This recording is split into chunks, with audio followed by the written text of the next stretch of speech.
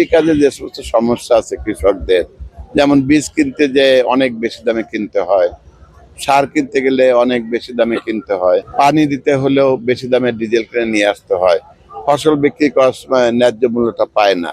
এটা একটা অসাধু ব্যবসায়ী চক্র করে। আমরা কৃষকদেরকে বলেছি যে যদি আমরা সুযোগ পাই তাহলে এই সবার আগে কৃষি সিন্ডিকেট আমরা ভেঙে দেবো।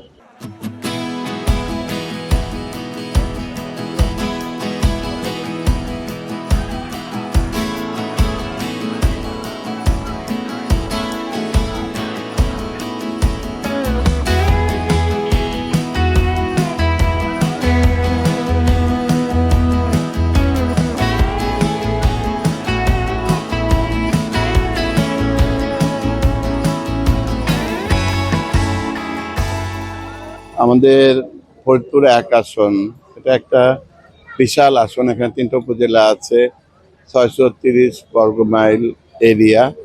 এটা প্রত্যন্ত এলাকা আমরা ঘুরছি, ঘুরে সর্বস্তরের জনগণের সঙ্গে কথাবার্তা বলছি।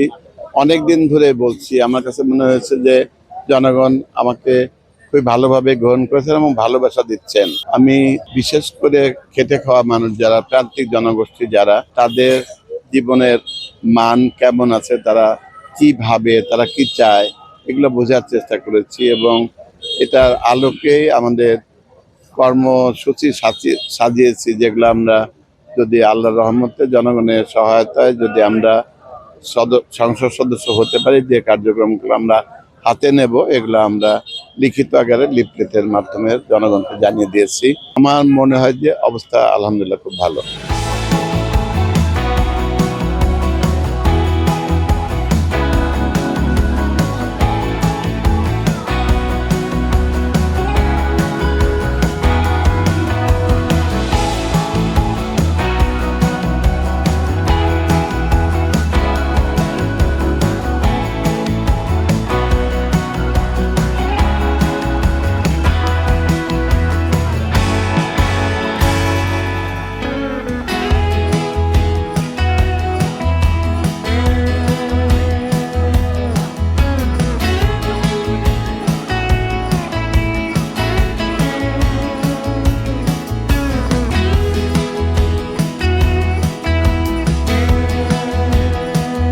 আমি এলাকার জনগণের জন্য ৩ উপজেলায় প্রায় ২০০০ কোটি টাকা সরকার থেকে বরাদ্দ করিয়ে বিভিন্ন প্রকল্পের জন্য বরাদ্দ করাতে পেরেছি।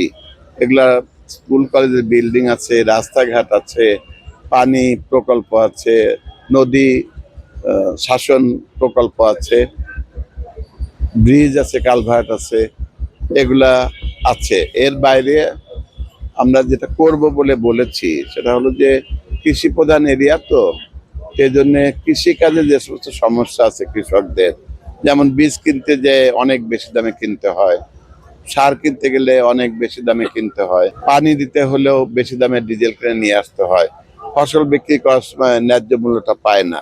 এটা একটা অসাধু ব্যবসায়ী চক্র করে।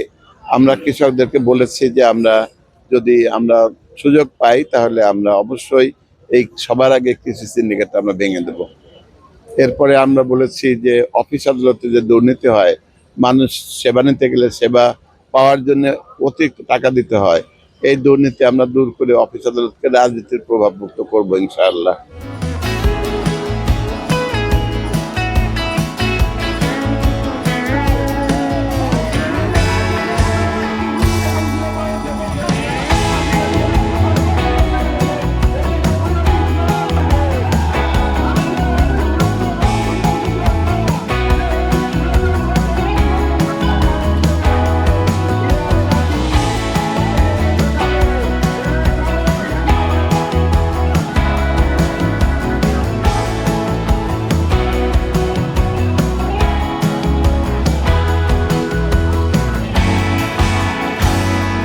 তরুণ ভোটারদের জন্যই তো আমাদের নতুন বন্দোবস্ত বাংলাদেশ গড়তে হবে। তরুণ প্রজন্মকে ধ্বংস করার জন্য নানান পরিকল্পনা হাতে নেওয়া হয়েছিল। ফর এক্সাম্পল, মাদকদ্রব্য আমদানি করে একেবারে সয়লাভ বয়ে দেওয়া হয়েছিল যে তরুণ প্রজন্ম সহজে এটা সেবন করতে পারে এবং এর ফলে পড়াশোনা থেকে দূরে যেয়ে তারা নানান অসামাজিক কাজকর্মে লিপ্ত হচ্ছিল। এতে মনে হয় যে পরিকল্পিতভাবে আমাদের একটা প্রজন্মকে ধ্বংস করার চেষ্টা করা হচ্ছিল। আমরা বলেছি এই মাদক দ্রব্য আমরা টোটালি বন্ধ করে দেব ইনশাআল্লাহ। আর ছেলে পেলে যাতে লেখাপড়ার দিকে ফিরে আসে, তার জন্য আমরা মোবাইলের ভিতরে যে জিনিসগুলা বাচ্চাদের গোপনে দেখতে হয়, এরকম জিনিসগুলা যাতে মোবাইলে আর না আসতে পারে, ইন্টারনেটে ফিল্টারিং করে এগুলা আমরা তাদের সামনে দেবো, যাতে মোবাইল নিয়ে ওরকম খেলা করে সময় নষ্ট না করে পড়াশোনার দিকে যায়। আমরা যদি মেধার ভিত্তিতে চাকরি দেই, ছাত্র ছাত্রীরা যদি এটা জানে, তাহলে তারা পড়াশোনায় ফিরে আসবে। আর শিক্ষকদের ভিতরে মোটিভেশন যেটা দরকার আছে, অনেক ট্রেনিং তো শিক্ষকদের দেওয়া হয়। আমার মনে হয় ছাত্ররা যদি ফিরে আসে, তাহলে শিক্ষকরা তাদের পাঠদান কার্যক্রমে আবার ঠিক স্বতঃস্ফূর্তভাবে ফিরে আসবেন। পড়াশোনা যদি ঠিক মতো চলে, তাহলে আমাদের একটা এমন একটা গোষ্ঠী, এমন একটা প্রজন্ম গড়ে উঠবে, যাদের হাতে আমরা একটা নতুন বন্দোবস্তের বাংলাদেশকে সহজেই হস্তান্তর করতে পারবো।